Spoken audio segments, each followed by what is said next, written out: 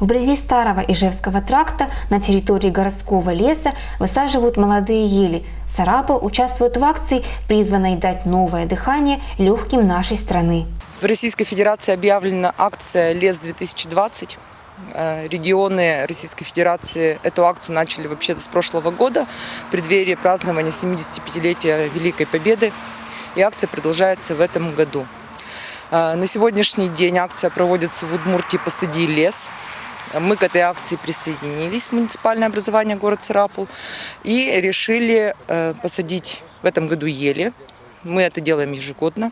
Участок для новых насаждений выбран в той области леса, где велись санитарные рубки. Именно в таких местах рекомендуется восстанавливать лес. Рубки в этом квартале ведутся достаточно активно с 2014 года. То есть мы так тихонечко, планомерно идем по различным кварталам лесным. Южный поселок у нас посажен был лес, участок года 3 назад. В прошлом году у нас прошла тоже акция по посадке саженцев ели и лиственницы, ценной породы. Посадочный материал – это 100-годовалых ели из питомника Сарапульского лесхоза. Маленькие деревца садят в 3 ряда, для чего предварительно распахали землю. Каждый саженец опускают в грунт при помощи особого инструмента. Есть такое приспособление меч Колесова, с помощью которого происходит посадка леса, зеленых насаждений.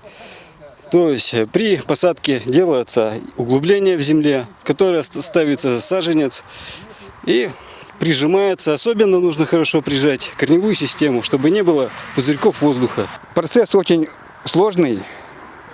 Приходится готовить нам почву. После этого мы ее проверяем. И когда мы корневую систему смотрим у нас, очень засохший бывает, то мы, конечно, отбираем, который-то покрупнее. Приживаемость елей составляет 80%. В следующем году молодые деревца проверят и при необходимости подсадят к ним новые. Пока приживаемость идет до 5 лет, они начинают, медленно растут, так скажем, приживаемость. А после 5 лет уже начинает хорошее воспроизводство и довольно-таки значительно поднимается дерево. Высадка новых деревьев в городском лесу – это старая добрая традиция.